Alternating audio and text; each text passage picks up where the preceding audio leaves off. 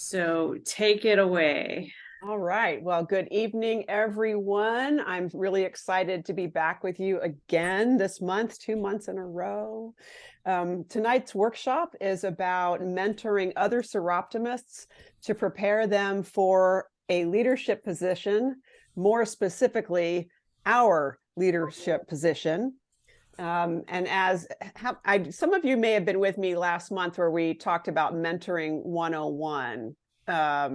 But not everybody did. So this is very cool. So mentoring is a proven strategy to ensure a smooth transition from one leader to the next and to provide continuity from 1 year or a biennium to the next. And both a smooth transition and continuity are essential for maintaining a healthy club and a healthy region. I'm just going to spotlight myself there. And in my experience, mentoring a successor works best when we actually begin the process of mentoring them before we've left our current leadership position. So we're going to focus a little bit on mentoring successors tonight. That's what we'll feature. But before that, I want to ask you a few questions. And so if you could just put up the raise hand feature if you can do that, or if your camera's on, raise your hand so I can see it. How many of you currently hold a seroptimist leadership position, either elected or appointed at any level of our organization? So a few of you. Okay, you can lower your hands now. How many of you already know who will be stepping in to your leadership position once you, as my Brit friends would say, fall off the perch? In other words, when you're done. How many of you know? So Loretta knows who's going to come in after her, but the rest of you don't. That's very, very cool. Okay, you can lower your hand, Loretta. And now, how many of you are here tonight because you want to be prepared to start mentoring your successor as soon as they've been identified? Raise your hand if that applies to you. Yeah, so for the most part, that's the right answer. This is really here for all of you. All right, so now I'm going to share my screen and talk a little bit about what it is that we will be working on this evening. Let me do the magic of getting the PowerPoint. There we go. Okay. So here's what we're going to cover tonight. First, I'm going to do a very, very brief overview of mentoring basics, including what mentoring is and isn't, and some of the essential skills to be an effective mentor. And then we're going to explore some tips for mentoring our successors effectively and how to maximize the development of their skills and knowledge, even if it's only a short time before they will take over our own job. And I'll also demonstrate how to create a successful mentoring relationship by using a simple conversation. And just by the way, I'm going to be looking for a volunteer to help me with this. So if you want to experiment with what it feels like to be mentored by a past SIA president like me, you may want to volunteer for that. I promise it'll be fun and painless. And then finally, I'll offer just a few suggestions for how we can keep supporting our proteges once they've ascended into their leadership role. In other words, how we can continue to be a good mentor, a good role model from the sidelines. Now, if there are additional things that you hope to learn tonight, or if there are specific questions that you want me to be sure to answer before the workshop concludes, please write them in the chat, either now or at any point during the presentation, and I will be sure to scroll back and capture all of those questions or things you want to know about before we conclude this evening. Okay. And right now, just so you know, because I'm sharing my screen, I can't actually read the chat. So post away and I'll catch up with you later. Okay. So if you happen to attend last month's workshop on Mentoring 101 or have watched the recording, this first part of tonight's workshop will feel just a little bit like a review. And so what I want to share with you, just some basic things, is that as we know, mentoring can take several different forms. It can be done one-on-one, it can be done as a small group, it can occur in person, over the phone, virtually. It can be very formal with a lot of structure, or it can be relatively informal. And mentoring also can have a variety of desired outcomes. The ones that we hear about most in the context of our Seroptimist work is professional development, skill building, as well as leadership development. Another thing to remember about mentoring is that being a mentor is different from being a role model, although the terms are often used interchangeably. Now, the reality is that, of course, good mentors are good role models, but in my experience, mentoring involves a little bit more than that. So here is mentoring defined. It is the deliberate act or process of helping and guiding another person to support their personal development. And I highlighted the word deliberate because it really is intended to be intentional. It's not something that just kind of happens. It's something that we really pre-plan and execute intentionally. So in this context, what is a mentor? A mentor is someone who offers knowledge, insight, perspective, or wisdom that is helpful to another person. And it's also done in the context of a relationship. Some common roles for mentors include being a guide or a coach, an advisor, an advocate, a witness, a supporter, and a role model. Typically, mentors, though, their role is not to be their protege's therapist or psychiatrist, or even their best friend. And also, a mentor's role is not necessarily to be a problem solver or fixer, but to create a safe environment where our proteges or mentees can discover and figure out how to solve problems for themselves. Now, regardless of the different ways to mentor, all mentoring shares some pretty common characteristics. First, as I mentioned, it's intentional, it's deliberate, not haphazard, and it has an intentional purpose in mind. So in the context of mentoring for the future, the intention of our mentoring is to help our mentee grow and develop so they can step into the role more easily when it's their turn. So there should be an explicit, open agreement between us and our protege about the skills or knowledge areas they want to develop, and how the two of us will work together to make that growth and development happen. Mentoring is also all about learning, the mentees learning, that is. It's all about them and the development of their skills, their knowledge base, not our own. Now, it's true that we will inherently experience some personal growth by being a mentor, but that's not the primary purpose for doing it. Mentoring is also customized based on the mentee's desires, their goals and needs, and responding to those needs instead of assuming we know exactly what they need or that every one of our successors needs exactly the same things. So it's really important to ask them what they feel their needs are. And just as a hint, I demonstrated that just a few moments ago when I asked some questions of you. Finally, mentoring is relational, it's relationship-based. And so consequently, the ability to establish rapport and trust is really, really important. Why is trust so important in a mentoring relationship? Well, sometimes we have to tell our protege things we know they won't like hearing. And they have to trust that we have their best interests at heart when we need to do that.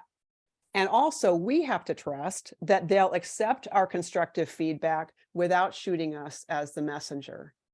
Another reason why trust and rapport is so important is that we can't help our proteges develop skills if they're afraid to tell us where they feel they need help, where they feel they need improvement. And finally, trust and rapport are important because in the process of mentoring, there may be information that should be kept confidential, such as For example, I may share something about my Seroptimus experience that I'm willing to share with my mentee or protege, but I really don't want widely known. And I need to be able to trust that my mentee will keep that information confidential. Likewise, in the course of mentoring, we may be involved in working through how to handle a conflict. So there may be information about an individual or something that's happened that the whole club or the whole region probably doesn't need to know about. All right. Now, this is what mentoring is not. And I love this comic because it kind of tells it all. Mentoring is actually not giving advice. Advice is basically telling someone exactly what they should do. So let me ask you this. How many of you love being told exactly what to do? Any of you? No? Okay.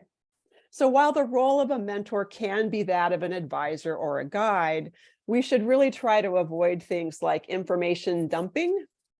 And we should also try to avoid giving unsolicited advice. So here's a tip. If you really want to give advice to someone, ask them first whether or not they want it. 9 times out of 10, they will. But the act of asking them respects that they might not. And if they say, no, I really don't want your unsolicited advice, then don't get your feelings hurt, just respect their wishes. Mentoring is also not preventing, oh, let me just say one other thing about giving advice. Another reason why we don't want to give advice is because what worked for us may not actually apply in the case of the mentee. So for example, this is for you, Loretta. You're the Live Your Dream coordinator, right? Did I gather that correctly? She is. She is? Okay, cool. You're muted, so sorry. And I'll get to you in just a second, Judy. There was a time when there was no Live Your Dream online portal. And it wasn't that long ago. So if we are telling our new Live Your Dream coordinators about how important it is to have them fill out the form and mail it to us, that's not relevant anymore. So that's another reason why giving advice might be a bad idea. Trying to teach a mentee the old way of doing things may not apply anymore. Judy, you have a question? Well, I was just going to comment about giving advice. I was thinking as the receiving mentee, then you're at risk of then maybe if you have a good relationship with a mentor, this wouldn't happen, but it's advice only. It's not a mandate, right? And so should you choose to take a different direction, especially if it's unsolicited advice, that could be damaging, right? So yeah, absolutely. And here's the way let me be clear about what unsolicited advice actually is. Unsolicited advice would be, Judy, I've watched you do something as governor-elect that I think is not quite right. And so I approach you and say, Judy, I'd like to point out some things that I don't think you did quite right and give you some advice on how to handle it. Now, how does that make you feel, Judy? bad. Bad. Okay. But what if I asked you this way? Say, gosh, Judy, you seem to struggle a little bit with that last session. I'd be happy to share with you some guidance on how to approach it differently if you'd be interested in that. How does that make you feel? That's better. Much better, Yeah. right? So again, the key concept here is that I've asked for permission to give you advice. I haven't just swooped in and delivered it without you without at least checking that you want it, right? That's the subtle difference here. All right. Mentoring is also not preventing our proteges from making mistakes.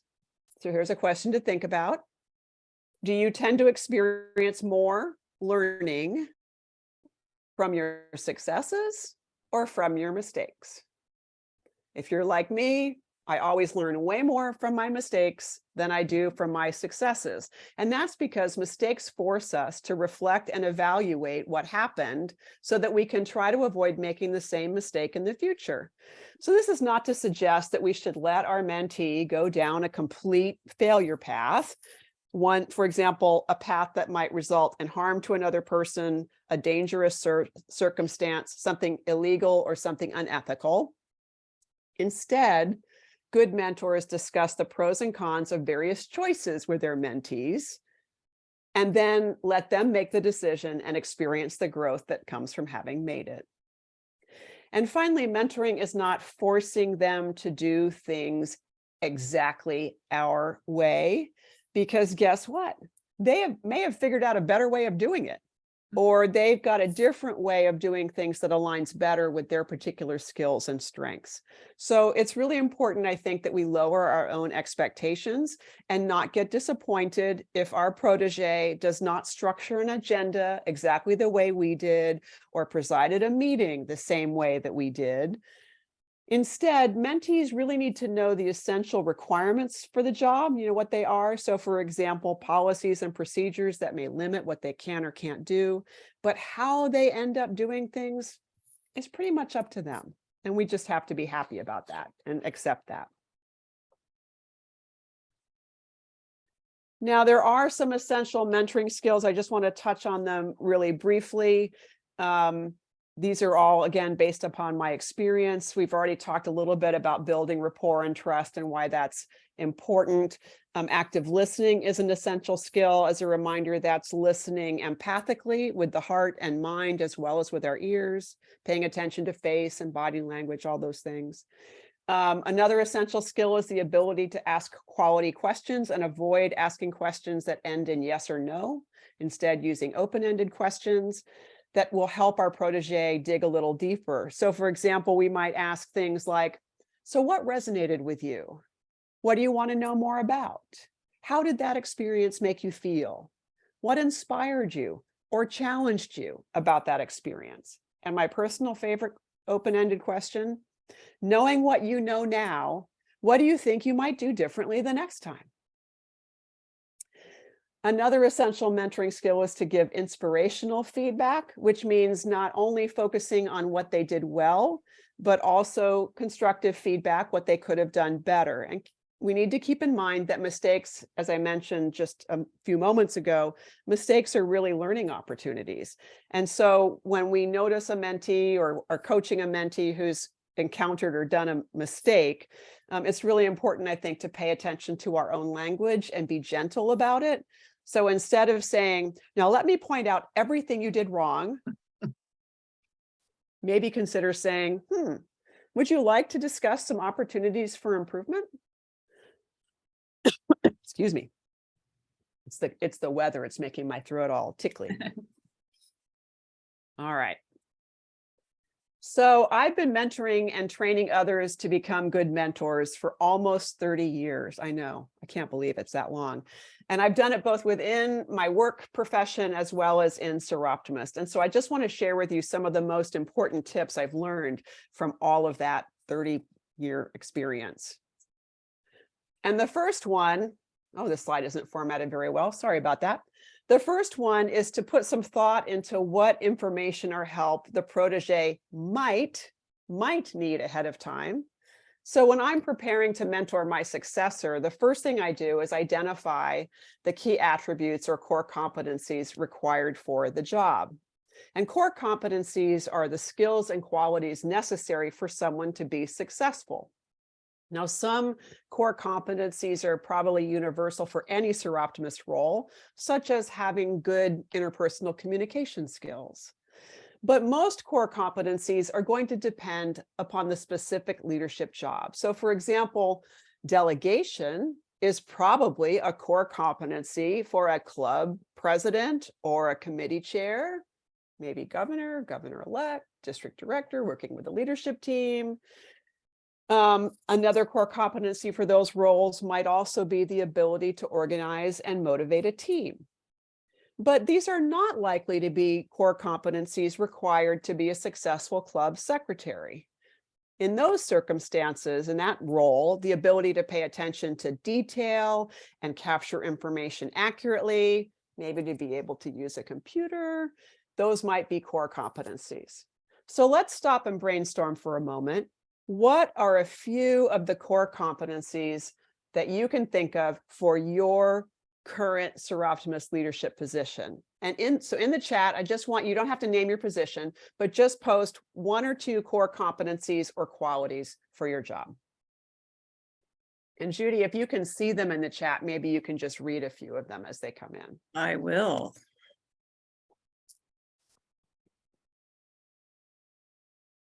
What are the essential skills or qualities for someone to be successful in the job you currently do as a Seroptimist? Good communicator. Mm-hmm. Versatility. I clicked a button and now I can see the chat. Woohoo. Oh, good. Any other? Being organized. Yep. So it does depend on the job. And so again, I would encourage you, as you prepare to mentor someone else, to think about what those core competencies are. The second tip is to identify and give some pre-thought to the critical resources the mentee is going to need to be successful and how to access them. Resources can be people or websites or documents such as, bylaws and procedures. And so again, I encourage you to take a moment to think about the resources that you rely on the most yourself, and then make a list of them, because they're the ones that your protege at some point might need. And Beth, I agree. Interest in Seroptimist at other levels might be a core competency for someone to succeed. All right. Tip number 3 is to be intentional with the mentoring process. I talked earlier about the importance of intentionality in a mentoring relationship. So once you've put some thought into what your mentee or protege might need to know, then it's time to establish the relationship and see what they actually do need to know. So remember, mentoring should be intentional, learning focused, and relationship based. So the best way to initiate or establish a good mentoring relationship is to have a simple conversation with your successor. Not an email chain, not a series of text messages, an actual bona fide face-to-face, Zoom to Zoom, FaceTime to FaceTime conversation.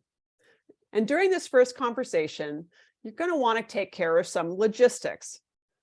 For example, it's probably good to confirm that they actually want to be mentored. Some people don't. And if they don't, I guess that's their choice, right? But confirm that they want to be mentored. During this first conversation, you also probably want to establish some basic parameters and agreements, such as how frequently you will try to meet, how you will communicate with each other, talk candidly about the importance of trust and confidentiality, etc.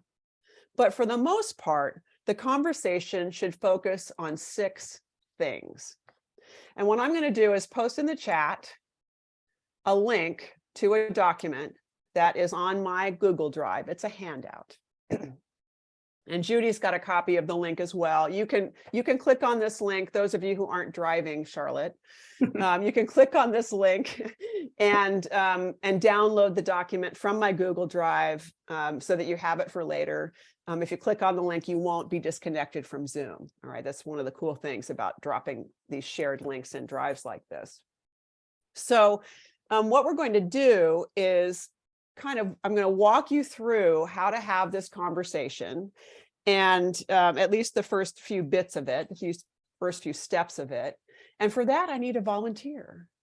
So would any of you like to volunteer to be my protege for purposes of this exercise? I promise it'll be fun. Beth will do it. Okay, Beth, I'm going to ask you to unmute, and I'm going to add you to the spotlight here. I know you look beautiful. Don't worry about it. Don't worry about it. All right. And so what's going to happen is Beth and I are going to kind of role play a little bit, just for a short amount of time.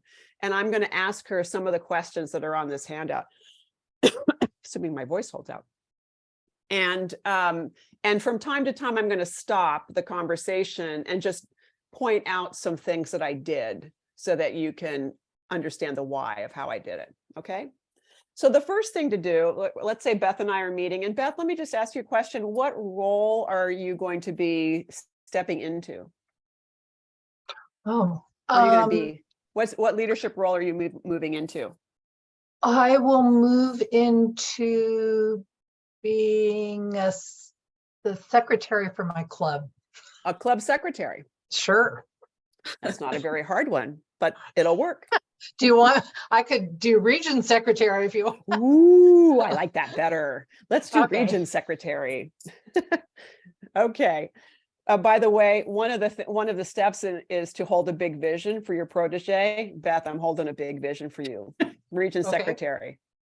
All right.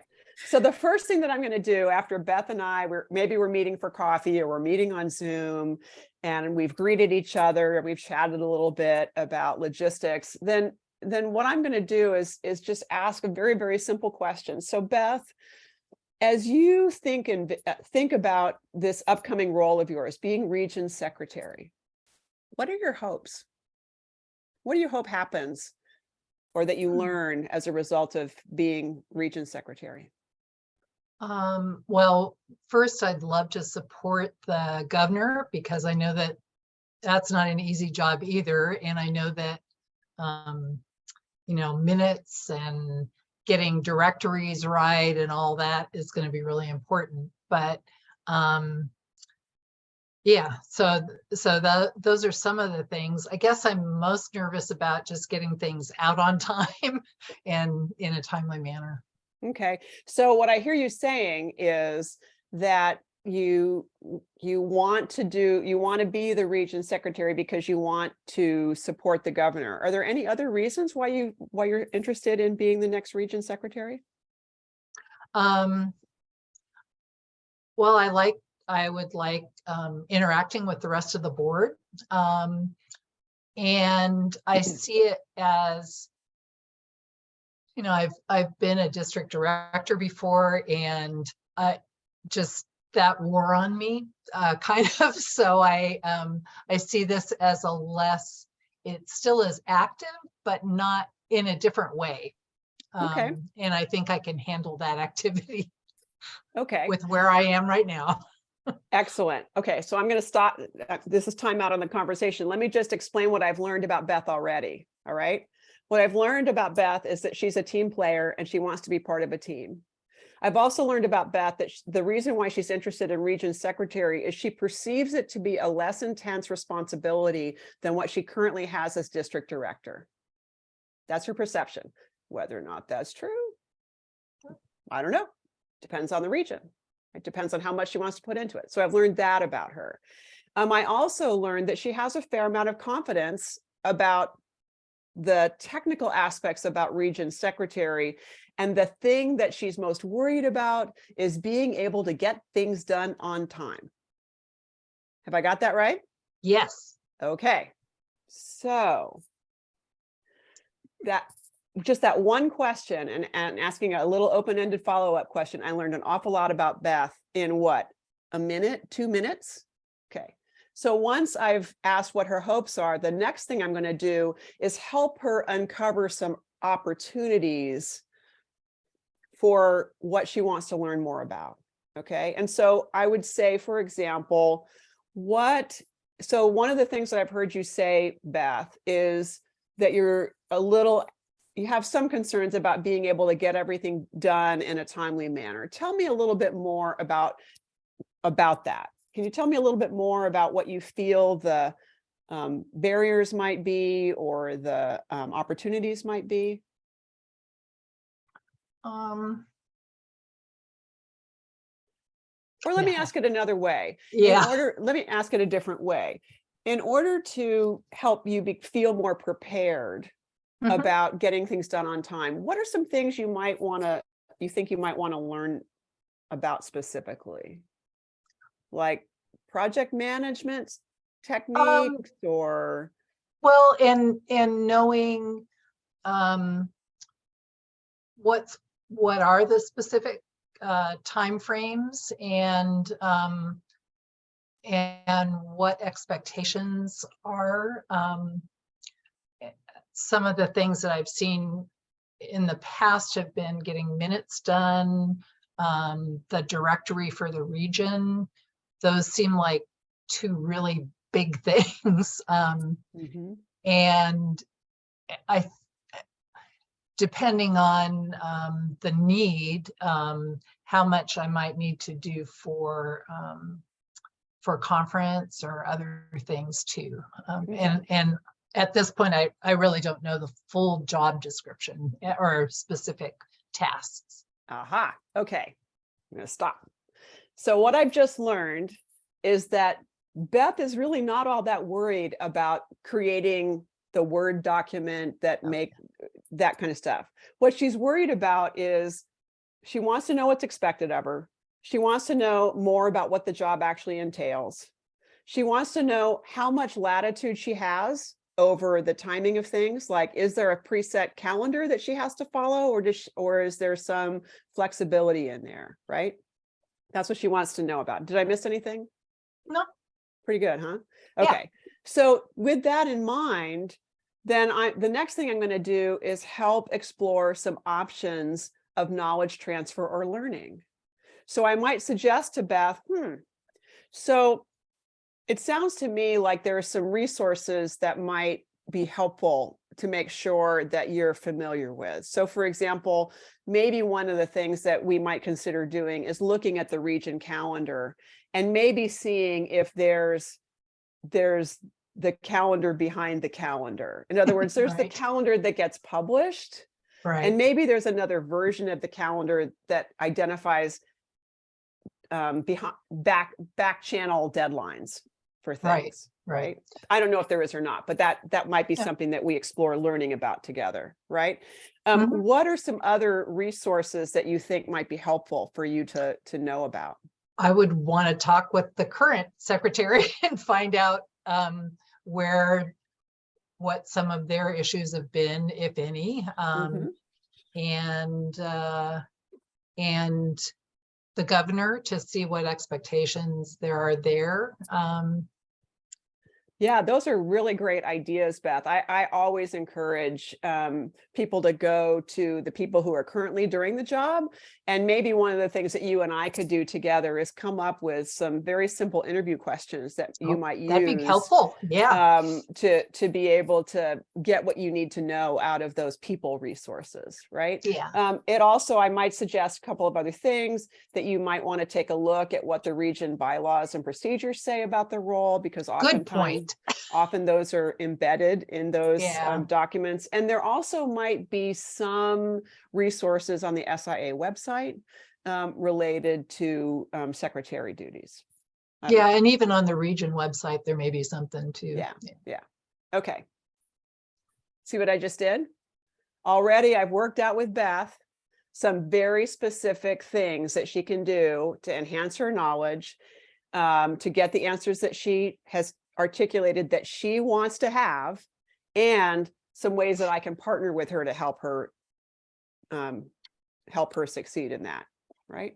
So does everybody have kind of a sense of how this conversation kind of flows? It's really just a matter of following the steps. Now, the next thing that I might do is, let's say I'm the region secretary, right? And I'm mentoring Beth as my successor.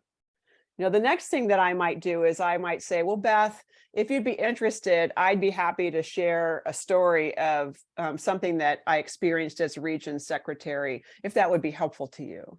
Would you be interested in hearing a story? Sorry, you froze out for just a little bit on my end. Oh, sorry. So it wasn't you, it's my internet. Oh, it could just as easily have been me, trust me.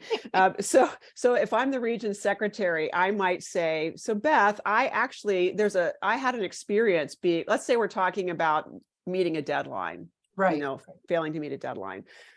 And so if I want to share a story about my experience as region secretary with Beth, I might say something about like this. Well, Beth, I know meeting deadlines is a real concern, and because you don't want to let people down. I actually had an experience where I missed a deadline. Would you be interested in hearing about that story? Sure. Okay. So maybe I can avoid it next time, Exactly. Now notice what I just did. I did not do an information dump on Beth. I did not say, well, Beth, let me tell you about this time that, because, you know, her eyes are going to glaze over in like 5 seconds if I do that. Instead, what I've done is I've offered her the opportunity. I've invited her to hear a story, and she gets to choose whether or not she hears it. Now, to be honest with you, I have never, ever, ever had a mentee or a protege not want to hear the story, which is nice. I like telling stories, but the important bit is that I've asked her whether she wants it. And if Beth says, no, I think I can handle it myself, I'm like, great, we'll move on to something else, right? So before sharing a story or experience, ask if they want it. They'll always say yes, but it's also a sign of respect that it's their learning, it's their opportunity.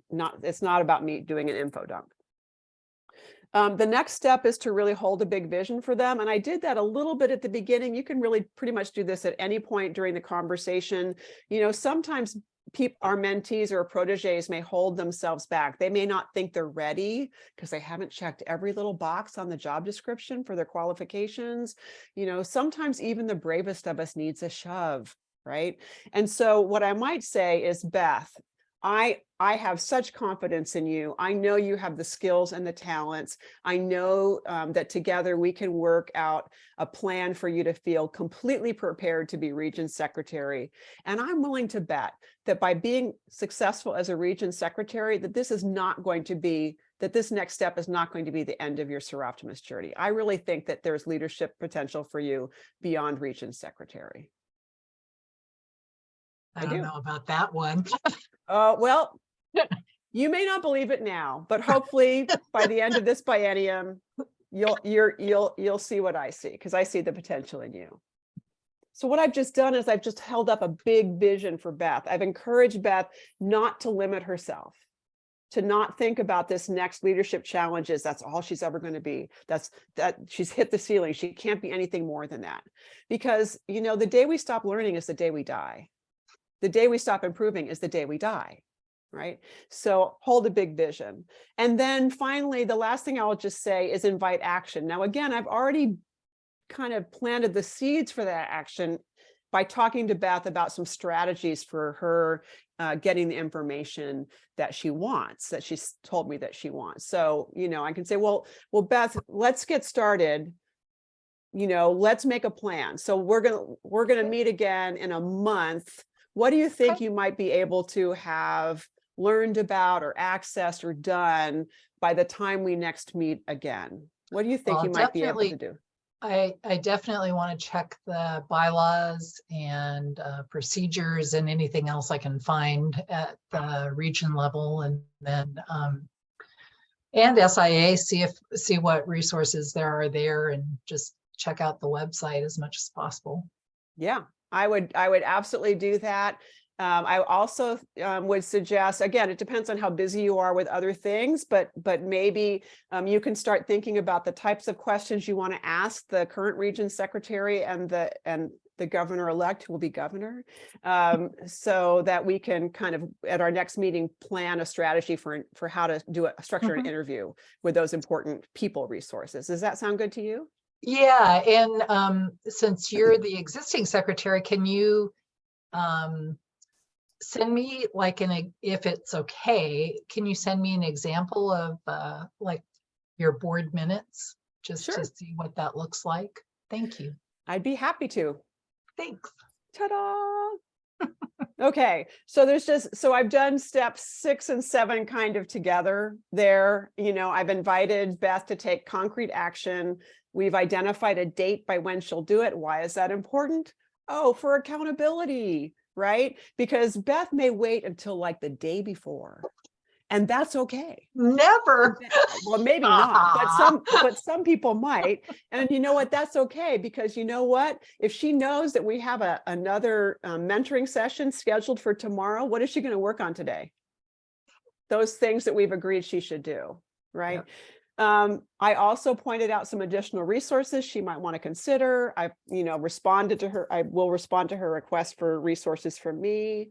And then as she succeeds, as she's elected region secretary and meets all those deadlines and is like the best darn region secretary ever, till the next one comes along, then we're going to celebrate together. I'm going to make a point as her mentor of congratulating them, congratulating her on her election, congratulating her on getting the roster done, congratulating her on surviving her first board meeting and minutes distribution, all those things, right? That's all there is to it. Thank you, Beth, for being my protege. You're welcome. All right.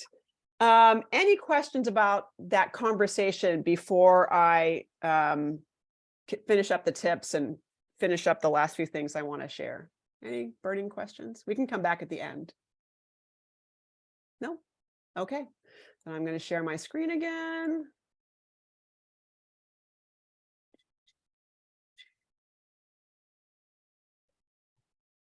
Oh, I want to go back to where I was. There we go. All right. We've just finished that one. The next tip number 4, is let your successor drive the agenda. And this is an expectation that could actually be established during that first meeting. So I might say to Beth, one of the things, this is about you and your learning. So here's what I'm going to need from you as your mentor. I need you to let me know when you're ready to meet again. And I need you to let me know what you want to talk about when we meet.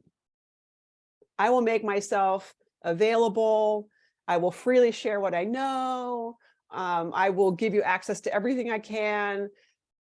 And I want to be sure that I'm giving you what you need. So you need to tell me. Is that okay with you? Beth will say yes, right? Again, this is the sort of thing I've never had a mentee or a protege decline. So in other words, what I'm doing is I'm setting the expectation that they need to take the initiative and letting me know how to be a good mentor for them, that they need to take responsibility for their own learning and development. And that means telling me where and when they need my guidance and support.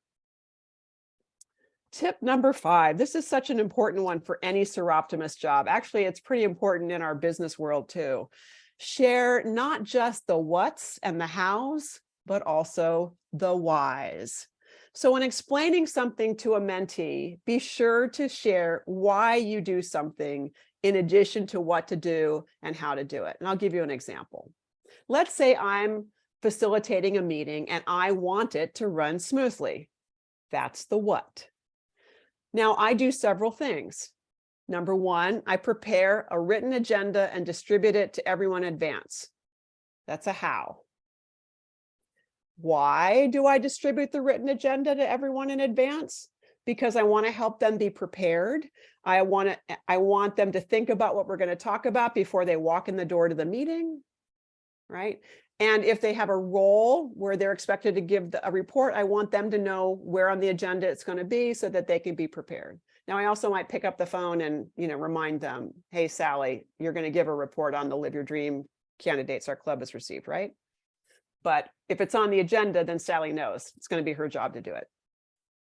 Another what that I do if I want a smooth meeting is I want to make sure that we cover the most important things on the agenda, that we get to them, particularly if a particular topic is going to require a fair amount of conversation or has some potential controversy or, God forbid, some potential conflict attached to it. That's the what. How do I do that? I structure the agenda in order of relative importance. So we always talk about the most important or most controversial or conflict-ridden things first. Why do I do that? Because I don't want to leave the most important thing, the things that need the most discussion, to the very end of our meeting when members are itching to leave.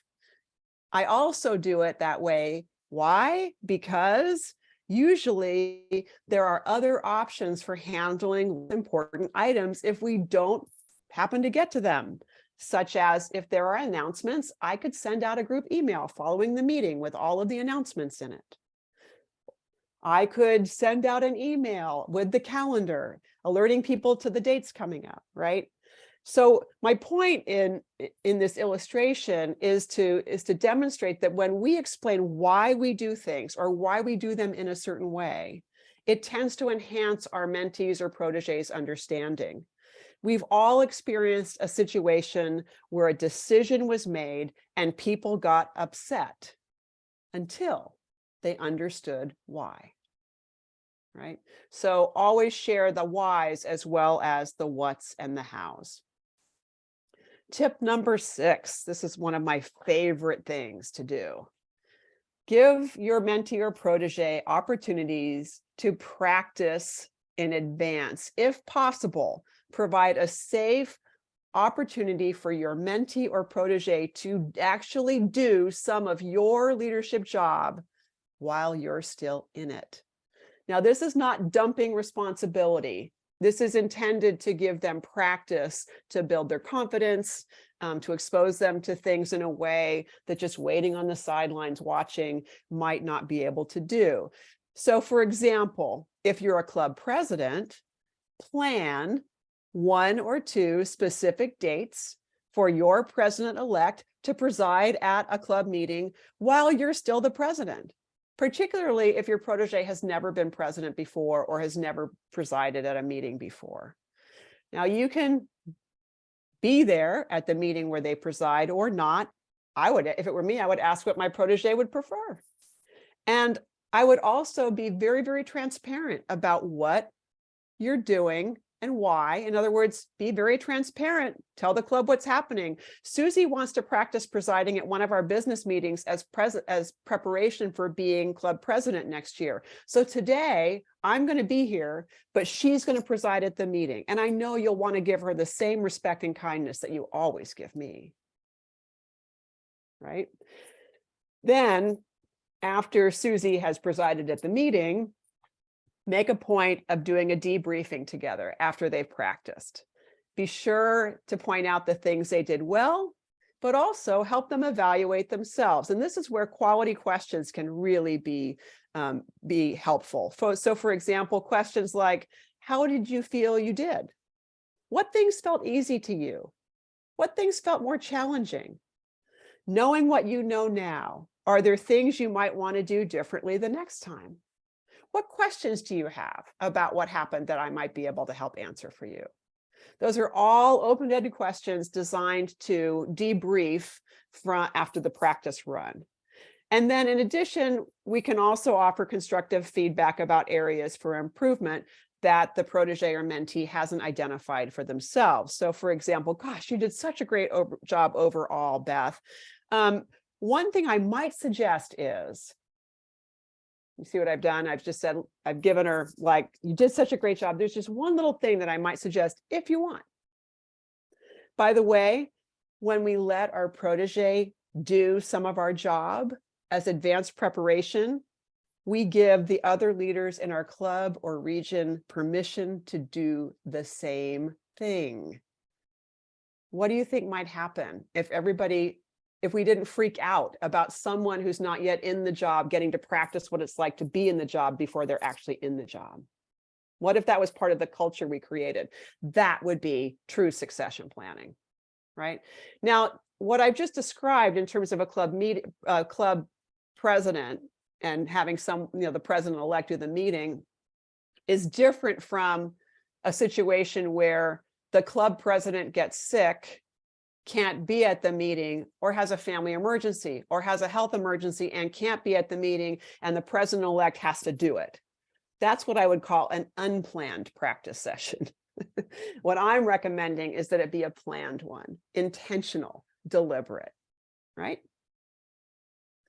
Okay. The last thing I briefly want to touch on, and then I'll open things up to questions, is how to support your successor from off the perch. Because one day we will all fall off our perch. We'll be done with our current leadership role, and our mentee or protege will step onto the perch. And hopefully they don't look like this owl here when they do.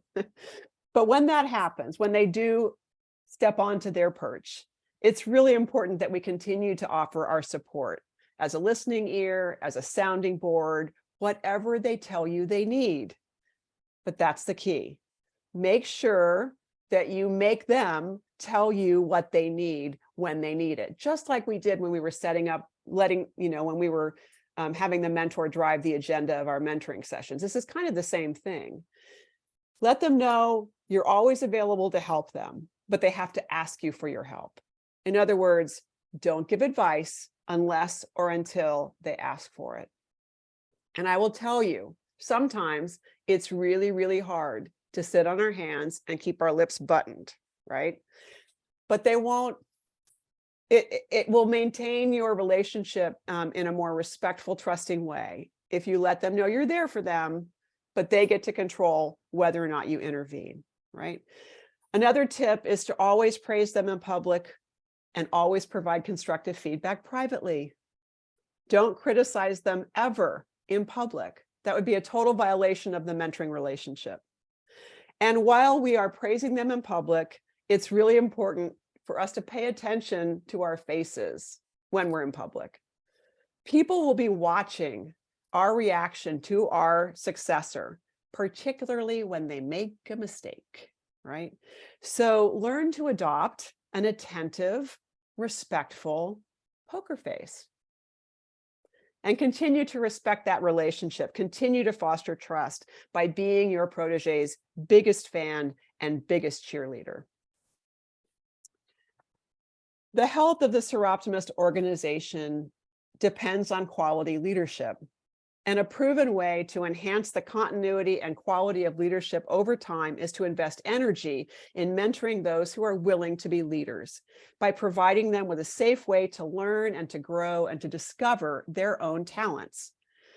From my experience, a quality mentoring relationship can last a lifetime. And my hope is that some of these tips and suggestions that I've shared tonight will help each of you get started or perhaps enhance the mentoring relationships you already have. And with that, I'm going to stop sharing my screen. I'm going to scroll the chat and see if there are any questions or, and I don't see any. My goodness, you were all so quiet. Now that I've finished, are there any questions? Anything you're curious about? Just raise your hand or write a message in the chat, and I'll be happy to take up your question or your concern. I have one. Go ahead, Janice. For those of us that are in small clubs, how do we mentor, encourage people to step up when it seems like we're just kind of rotating through? Well, let me ask you a question because I don't know exactly how to answer that question Yeah. without a little more information. Oh, okay. What do you think the barriers are? Some of the people, it's just making the commitment. And what's the obstacle to the commitment? Is it a concern about the amount of time it takes, the amount of support from the club they'll receive? Tell me a little bit more about that. I don't know that I have an answer for that. Ah, It's not support from club that's an issue because they know that's there. But okay. it's just, wanting to take on the commitment of always being there and, being more in charge, being the leader instead of the follower. Well, if you want, I can share a story about that. That would be really nice, Cathy. Would you be interested in a story Yeah. from my own experience about that? Yeah.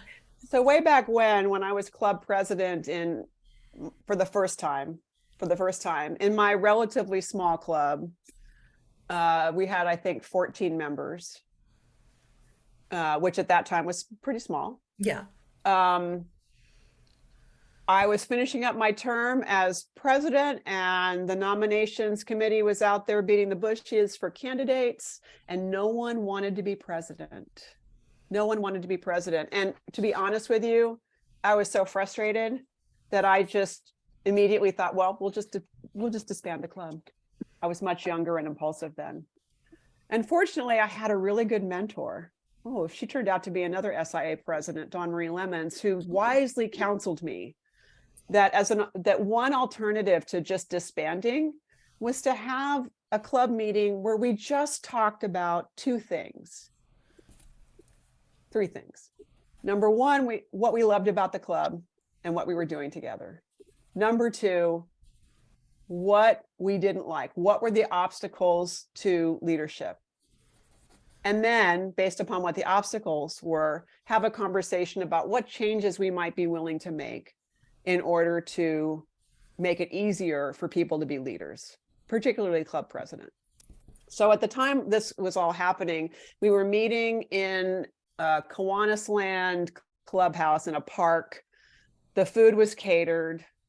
And so the poor club president had to be there, a half hour, 45 minutes early to greet the caterer. And the club president always had to stay later so that someone was there when the caterer came to pick up the hot trays and things like that. And we also learned that another barrier to leadership was that some people were concerned about, we had some new mothers in the club, and they're like, sometimes I just got to bring my kids. So we started, with that in mind, we started talking about all the different things that we might change. Could we move to a restaurant? In those days, it was easier to find a restaurant. Could we have people take turns supporting the president, opening up the facility and waiting for the caterer? Could we brainstormed a whole bunch of things. We made it really, really clear that any member with a child, their child was welcome to attend the meeting. Why? Because we know how hard it is to be a mom, and we want to support our moms, and their families, that they're part of our family too. By the end of that meeting, we decided we would find a restaurant so the president's time wouldn't be as impacted, that we looked at changing the day of week of our meeting and the time of day of our meeting, because it wasn't working for a bunch of people. We agreed that we would test out these changes for 6 months and then evaluate whether or not they were working. And we started implementing those changes. And by the end of that meeting, we made a commitment to implement the changes. By the end of that meeting, we had a full slate of officers, including a president-elect and a president. And within 11 months, we had 14 new members. Wow. So that's kind of a long way of getting to the point, Janice, which is it's really important to discern what's getting in the way. If you don't know what the problem is, it's hard to know how to fix it, right? And so my suggestion would be if getting people to step into leadership is a struggle, have a conversation. Now, given the size of your club, you may want to have those conversations one-on-one. People might feel more candid in a one-on-one conversation as opposed to a group. Or if you're like me in dire straits and not afraid of a little conflict, we'll just have a come to Jesus meeting and talk about it, right? Thank you. So, you're welcome. Other questions, comments, burning things that you want to know about?